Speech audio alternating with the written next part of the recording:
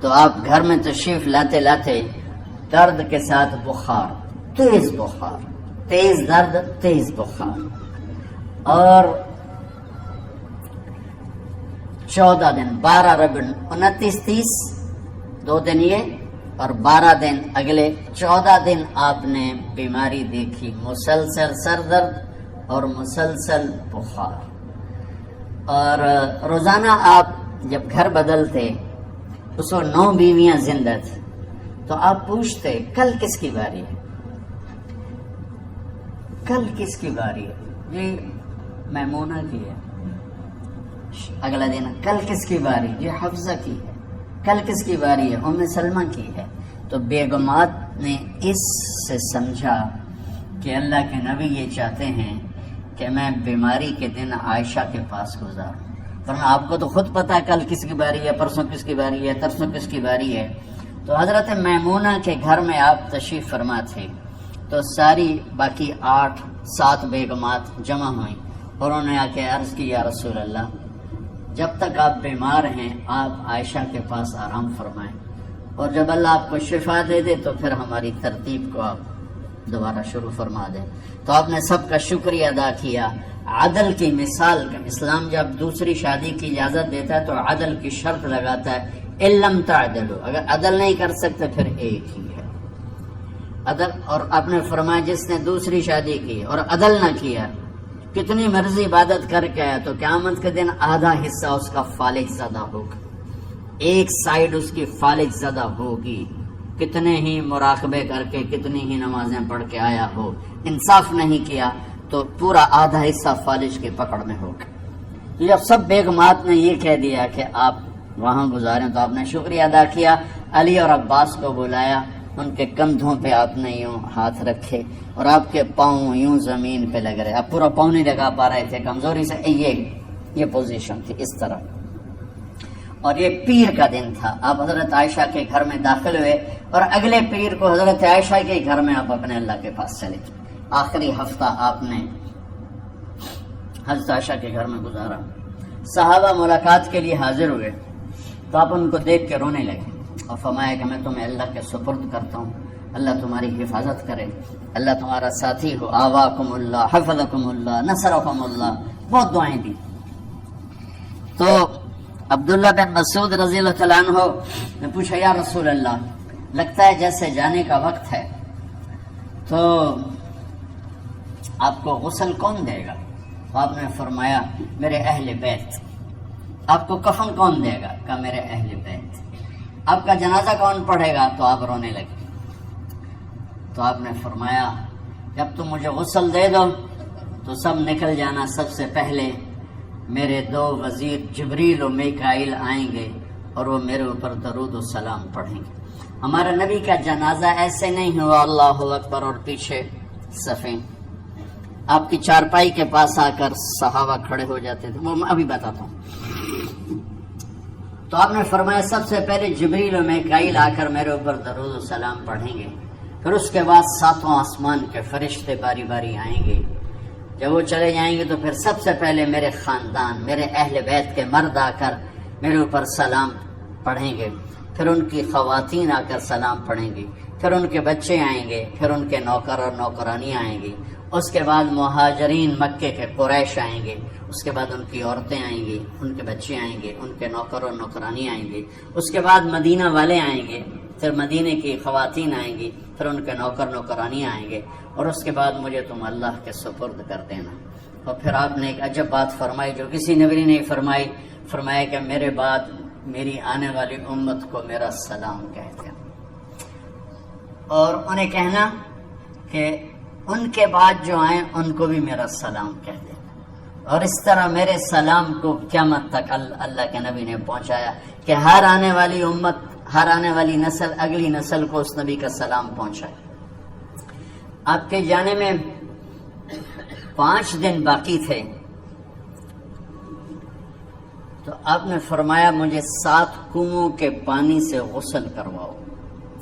تو 7 کنوؤں سے پانی لایا گیا مشکیزوں میں بھر کے.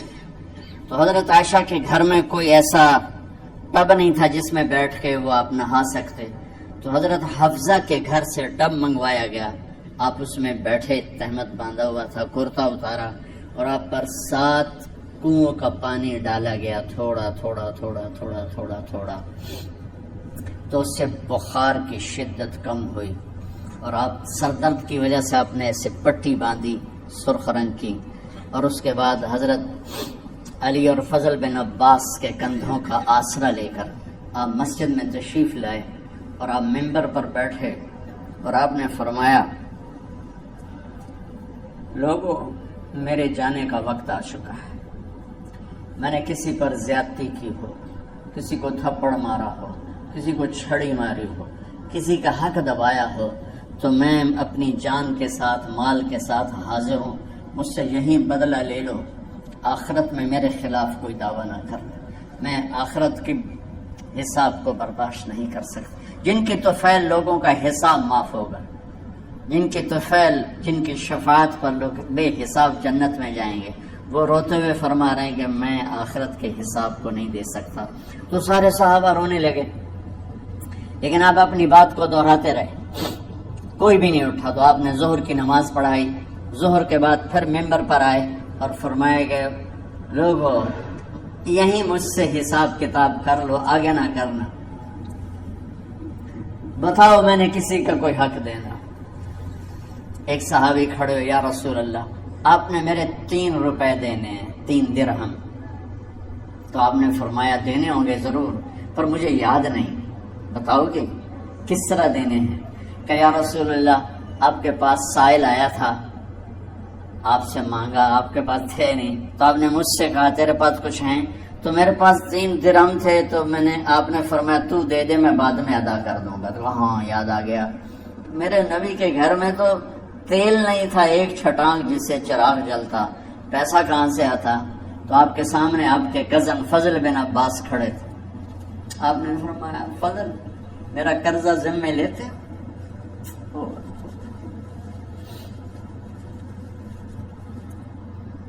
جن کے لیے کائنات سجائی گئی، جنت کی چابیاں جن کو پکڑائی گئی، جاتے ہوئے 3 روپے دینے کی ہمت نہیں تھی، کہ فضل میرا قرضہ ذمہ لیتے؟ کہ جی یا رسول میں اپنے ذمہ لیتا ہوں، کہ اس سے لے لینا۔ آپ گھر تشریف لے گئے، نماز کے لیے آتے تھے، پڑھاتے تھے۔ جمعرات کو عشاء کی نماز پڑھانے کے لیے اٹھ نہیں سکے، گر گئے، پھر اٹھنے لگے، اٹھ نہیں سکے، گر گئے، پھر اٹھنے لگے، اٹھ نہیں سکے۔ تو آپ نے فرمایا ابو بکر سے کہو نماز پڑھائے، عشاء کی نماز۔ ابو بکر ذرا پیچھے کھڑے تھے، عمر آگے کھڑے تھے، تو لوگوں نے کہا نماز ہی پڑھاؤنی ہے، کوئی پڑھا دے۔ تو انہیں حضرت عمر کو آگے کیا، انہوں نے کہا اللہ اکبر۔ جب حضرت عمر کی تکبیر سنی تو آپ نے اندر سے زور سے فرمایا عمر کو پیچھے کرو، ابو بکر کو آگے کرو، میرے رب کا فرمان ہے میرے مصلی پر ابو بکر کے سوا اور کوئی کھڑا نہیں ہو سکتا۔ جمعرات کی عشاء، جمعہ ہفتہ اتوار کی 15 نمازیں اور پیر کی فجر کی 16 اور جمعرات والی 17 نمازیں ابو بکر نے پڑھائیں میرے نبی کی موجودگی میں۔ ہفتے کے دن ظہر یا عصر میں آپ علی اور فضل بن عباس کے کندھوں پر ہاتھ رکھ کے مسجد میں داخل ہوئے اور ابو بکر نماز پڑھا رہے تھے۔ ادھر محسوس ہوا کہ اللہ کے نبی آ رہے ہیں، تو ابو بکر نے یوں پیچھے ہٹنا شروع کیا ایسے تاکہ مصلی سے ہٹ جائیں۔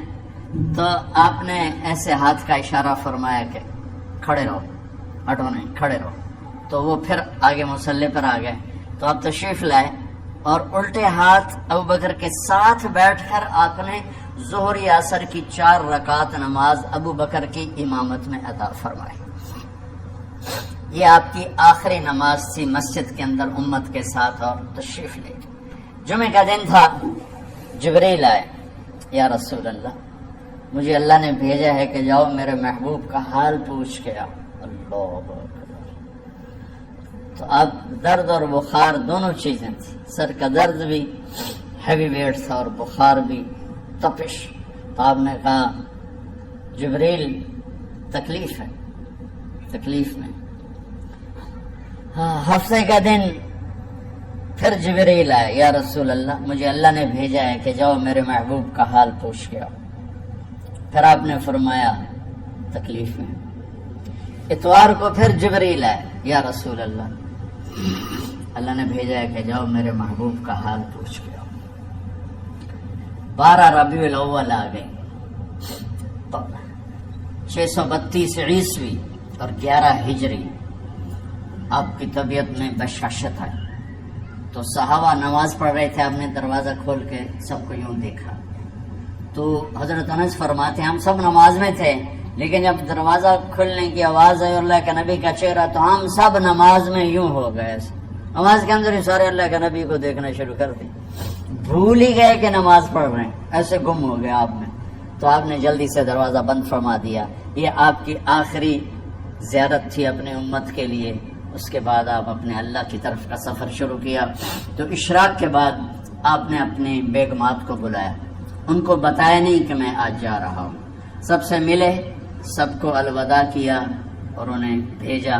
اس کے بعد آپ نے حضرت فاطمہ کو بلایا، جنت کی عورتوں کی سردار، سب سے زیادہ محبوب بیٹی، سب سے زیادہ جگر کا ٹکڑا، دل کا ٹکڑا کا، جس نے فاطمہ کو دکھ دیا مجھے دکھ دیا، جس نے اسے سکھ دیا مجھے سکھ دیا. ہاں ان کو قریب کا، بیٹی قریب ہو. تو ان کے کان میں کہا میں جا رہا. وہ رونے لگی. تو ہم نے کہا رو نہیں، چند دنوں کے بعد تیری میری ملاقات ہو جائے گی سب سے پہلے. تو 6 ماہ بعد حضرت فاطمہ کا بھی 24 سال کی عمر میں یا 25 سال کی عمر میں انتقال ہو گیا. ان کو رخصت فرمایا. پھر آپ نے داماد مولا علی کو بلایا، ان کا سر اپنی گود میں رکھا اور ان کے سر پہ اور کمر پہ ہاتھ پھیرتے رہے اور ان کو دعائیں دیتے رہے. آہستہ آہستہ تھی، آواز اونچی نہیں تھی، پست آواز تھی، اور یوں سر پہ کمر پہ، سر پہ کمر پہ، اور دعائیں دے رہے. ان کو رخصت فرمایا. آخر میں اپنے جگر کے ٹکڑے حسن اور حسین کو بلایا. ایک آپ کو حدیث سناتا. میرے نبی نے فرمایا اپنے بچوں کو عزت دیا کرو، اکرموا اولادکم. خاص طور پہ ان ماؤں سے کہتا ہوں کہ جب ہم بچوں سے عزت چھین لیتے ہیں، ان سے ہم سب کچھ چھین لیتے. پڑھے نہیں ہو، اسکول نہیں گئے ہو، ٹیوشن نہیں پڑھی ہے، ہوم ورک نہیں کیا ہے، یہ کیوں کھایا، یہ کیوں پہنا. اس پر جب ماں اور باپ بچے کو ذلیل کرتے ہیں تو اب یاد رکھیں آپ ان کے دلوں میں اپنے لیے نفرت بھر رہے ہیں. میرے نبی نے فرمایا بچوں کو عزت دو، اولاد کو عزت دو. وہ عزت تمہیں واپس کریں گے جب تمہیں ضرورت ہوگی. جب تم ان کے محتاج بنو گے تو پھر وہ عزت تمہیں واپس ملے. اگر ڈانٹ ڈپٹ ڈانٹ ڈپٹ ڈانٹ ڈپٹ تربیت کے نام پر کچھ نہیں ملے گا. تو آپ حسن حسین کو کیا عزت دیتے تھے؟ آپ نماز پڑھا رہے ہیں، نماز ہے مسجد کے اندر، گھر میں نہیں ہے، اور آپ سجدے میں گئے، دونوں بھائی کود کے کمر پہ چڑھ گئے. کوئی ہمارے آج کا دیندار ہوتا اس اتنے ہی انہوں نے 2 لیتر مارنے آئے. آپ نے سجدہ لمبا کر دیا. صحابہ کو خوف ہوا کہ آپ فوت ہو گئے. عبداللہ بن مسعود نے سر اٹھا کے دیکھا تو دونوں بھائی کمر پہ چڑھے ہوئے تھے اور آپ سجدے میں پڑے ہوئے تھے. انہوں نے ہاتھ آگے بڑھایا اتارنے کے لیے، تو آپ نے بغلوں سے دیکھا کہ کوئی ہاتھ آ رہا ہے بچوں کو اتارنے کے لیے. تو سجدے میں ایسے ہاتھ ہوتے ہیں، تو آپ نے یوں کر کے ان کو روک دیا اشارے سے.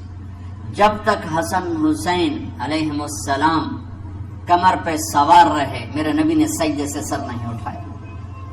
یہ عزت دی. اور جب وہ اترے پھر آپ سجدے سے اٹھے، سلام پھیرتے ہی آپ نے دونوں بچوں کو گود میں لے کے فرمایا میرے ماں باپ ان پہ قربان، انہیں تکلیف نہ دیا کرو. اور آپ ان کے لیے گھر آتے، روزانہ ٹائم نکالتے، آج والدین کے پاس اولاد کے لیے ٹائم نہیں، کل اولاد کے پاس والدین کے لیے ٹائم نہیں ہوگا. اپنے بچوں کو میں یہ نہیں کہتا ہوں بیٹھ کے نصیحتیں کرو، صرف محبت ٹرانسفر کرو، ٹائم دو، موبائل آف کرو، ٹی وی آف کرو، اور صرف آپ اور بچوں میں ایک ایسا تعلق ہو کہ ان کا بلوٹوتھ بھی آن ہو جائے، آپ کا بلوٹوتھ بھی آن ہو جائے اور سارا ڈیٹا ٹرانسفر ہو جائے. بلوٹوتھ کو آن کیے بغیر ڈیٹا ٹرانسفر ہوگا؟ دسو بھائی. تو ہمارے بچوں کے بلوٹوتھ آف ہیں اسکولنگ کی وجہ سے، ڈانٹ ٹپٹ کی. 3 سال کا بچہ والا اسکول جانے کے قابل ہوتا ہے؟ 3 سال کا بچہ ماں کی گود کے لیے ہوتا ہے، باپ کی چھاؤں کے لیے ہوتا ہے. وہ روتا ہوا جاتا ہے، روتا ہوا آتا ہے. روزانہ ماں باپ سے نفرت اپنے اندر وہ پیدا کرتا ہے اور اس کو پالتا ہے، بڑھاتا ہے. آپ گھر میں تشریف لاتے اور حسن حسین کے لیے گھٹنے ٹیک دیتے، ہاتھ ٹیک دیتے، آؤ بچوں اپنے اونٹ پہ چڑھ جاؤ. دونوں بچوں کو کمر پہ چڑھا کے اور پورے کمرے میں چکر لگاتے تھے ایسے. پھر پوچھتے تمہاری سواری کیسی ہے، اونٹ کیسا ہے؟ کہ دونوں کو اتار کے زینب کو بٹھاتے اور زینب کو پورے کمرے کا چکر لگواتے. شہنشاہ ہے انبیاء کے بادشاہ نہیں، پوری کائنات کی اللہ تعالیٰ نے آپ کو بادشاہی عطا فرمائی، سرداری عطا فرمائی، اور کائنات کی سب سے زیادہ مصروف ترین اور ذمہ دار ترین ہستی روزانہ بچوں کے لیے ٹائم نکالتے تھے. ادھر چھوٹا سا تاجر کہتا ہے ٹائم کوئی نہیں، یہ مائیں کہتی ہیں ٹائم کوئی نہیں. ہائے ہائے ہائے، جگر کے ٹکڑوں کو بلایا، جو ہی سینے سے لگایا آنسو شروع ہو گئے. بیویوں کو رخصت کیا، خاموش. بیٹی کو رخصت کیا، خاموش. داماد کو رخصت کیا، خاموش. جو ہی بچوں کو سینے سے لگایا تو آپ کے آنسو نکلنا شروع ہوئے.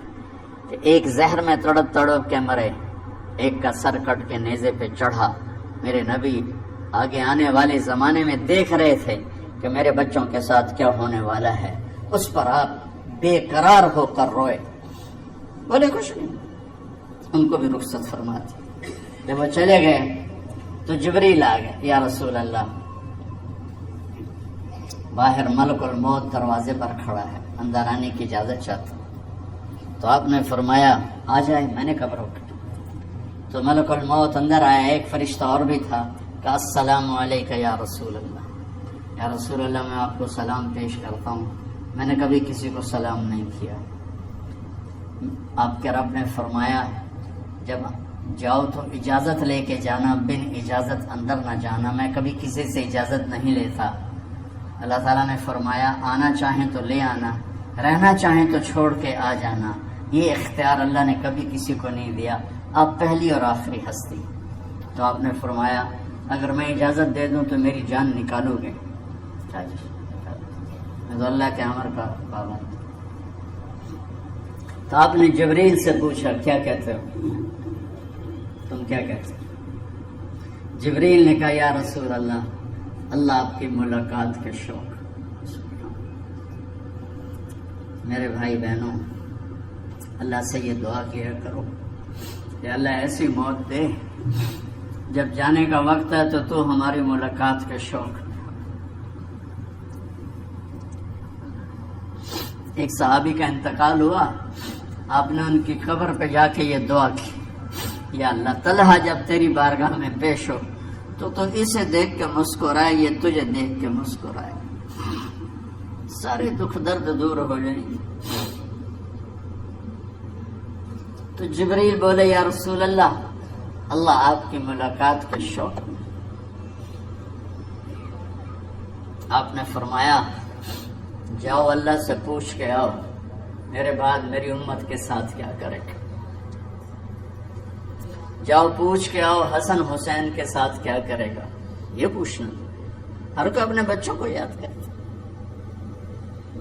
مرنے والے بچوں کو یاد کر. بچے میلاد، میرے والد اچانک ہارٹ اٹیک میں فوت ہو گئے تو ہماری بہنیں موجود نہیں تھی، میری 2 بہنیں. تو میرے والد بار بار کہتے میری دھیاں مینو ملا دے، میری دھیاں مینو ملا دے. اور میرے نبی نے کہا میری امت کا مجھے بتاؤ پہلے کیا کرو.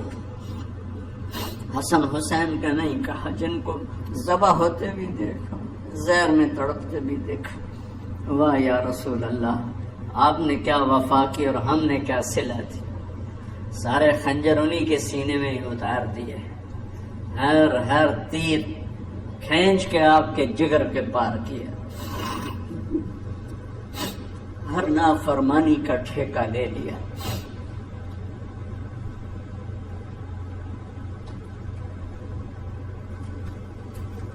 جاؤ پوچھ کے آؤ میرے بعد میری امت کا کیا کرے گا۔ تو جبریل جا کر پیغام لائے کہ اللہ تعالیٰ فرما رہے ہیں ہم آپ کی امت کو تنہا نہیں چھوڑیں گے۔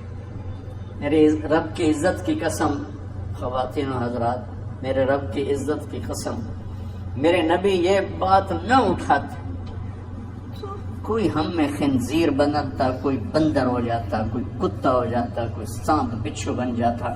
اللہ کی ہم سے کیا رشتہ داری؟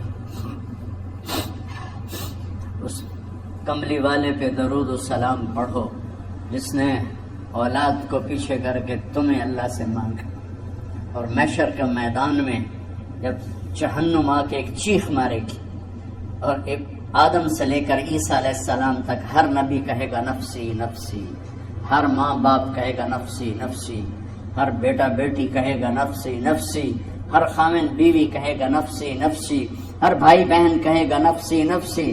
حضرت ابراہیم کہیں گے یا اللہ کسی کا سوال نہیں کرتا، میری جان بچو۔ عیسیٰ علیہ السلام کہیں گے یا اللہ میں اپنی ماں مریم کا بھی سوال نہیں کرتا، میری جان بس نفسی نفسی۔ کہ ہنگامے میں ایک آواز آئے گی امتی امتی۔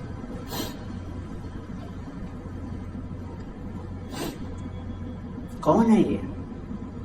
ساری دنیا نفسی نفسی کہہ رہی، یہ کون ہے امتی امتی کہنے والا؟ آواز کے تعاقب میں جب نظریں جائیں گی تو اپنے نبی کو دیکھ لینا، تڑپتے ہوئے بدن کے ساتھ، کانپتے ہوئے ہاتھوں کے ساتھ، اور پھیلی ہوئی جھولی کے ساتھ، اور بہتے ہوئے آنسوؤں کے ساتھ۔ صرف ایک ہستی ہوگی، صلی اللہ علیہ یا رسول اللہ، صرف ایک ہستی ہوگی جو کہیں گے یا اللہ میری امت، یا اللہ میری امت، یا اللہ میری۔ کون سی امت؟ جس نے ہر بڑے سے بڑے گناہ کے اڈے کھول کے زندگی گزاری۔ میرے نبی انہی کو یاد کر رہے، میری امت میری امت میری امت۔ جب تک اللہ نے یہ نہیں کہا کہ آپ کی امت کے بارے میں راضی کر دوں گا، آپ نے فیصلہ نہیں کیا کہ چلو ملک الموت اللہ کی تقدیر کو پورا کر، اور جاتے ہوئے دو نصیحتیں فرمائیں، وہ بھی بچوں کے لیے نہیں، بیویوں کے لیے نہیں، امت کے لیے۔ الصلاۃ وما ملکت ایمانکم، اے میری امت نماز نہ چھوڑنا، نوکروں سے اچھا سلوک کر، حقوق اللہ نماز، حقوق العباد غریب لوگ کا فرمایا غریبوں پہ ترس کھانا، اپنے نوکر ملازم غلاموں پہ ترس کھانا، اور نماز نہ چھوڑنا، نماز نہ چھوڑنا، نماز نہ چھوڑنا، نماز آخری الفاظ ہے، نماز نہ چھوڑنا، نماز نہ چھوڑنا، نماز نہ چھوڑنا۔ اور اب حضرت عائشہ کے سینے پر اس طرح نیم دراز تھے، حضرت عائشہ یوں سیدھا بیٹھی ہوئی تھی۔ اب فرمایا کل مجھے فخر حاصل ہے، مات فی سحری و نحری، میرے نبی نے میری گردن اور سینے کے درمیان اللہ کو جان پیش کی۔ آپ اس طرح نیم دراز تھے تو تھوڑی دیر پہلے عبد الرحمن بن عوف آئے، آپ کے عبد الرحمن بن ابو بکر آئے، آپ کے ہاتھ میں تازہ مسواک تھا، تو آپ مسواک بہت فرماتے تھے، تو آپ اتنے کمزور ہو چکے تھے کہ بولا نہیں جا رہا تھا، تو آپ کی نظریں مسواک پر ٹک گئیں، دیکھے جا رہے ہیں، مسواک کو دیکھے جا رہے ہیں۔ حضرت عائشہ نے محسوس کیا کہ نظریں مسواک پر ہیں، تو کہا یا رسول اللہ آپ مسواک کرنا چاہتے ہیں؟ تو آپ نے تو حضرت عائشہ نے اب بھائی سے لے کر وہ لکڑی اور اپنے منہ میں چبائی اور آپ کے منہ میں اس طرح کر کے خود چلائی، کہا میں وہ خوش قسمت ہوں جس کا لعاب آخری غذا تھی جو میرے نبی کے منہ میں گیا، وہ حضرت ام عائشہ کا لعاب مبارک تھا۔ اور پھر اس کے بعد اگلا یہ سارا واقعہ ہوا، تو آپ نے کہا الصلاۃ وما ملکت ایمانکم، ایک نماز نہ چھوڑنا، ایک اپنے نوکر نوکرانی غلاموں سے اچھا سلوک کرنا، اور پھر اللہم الرفیق الاعلی، یا اللہ بلا لے۔ جب آپ نے اعلان کیا کہ چلو تقدیر کو پورا کرو، تو جبریل بھی غمگین ہو کر کہنے لگے یا رسول اللہ پھر میرا بھی آج دنیا میں آخری دن ہے، آج کے بعد میں بھی کبھی اس دنیا میں لوٹ کے نہیں آؤں گا، یعنی وحی کے ساتھ۔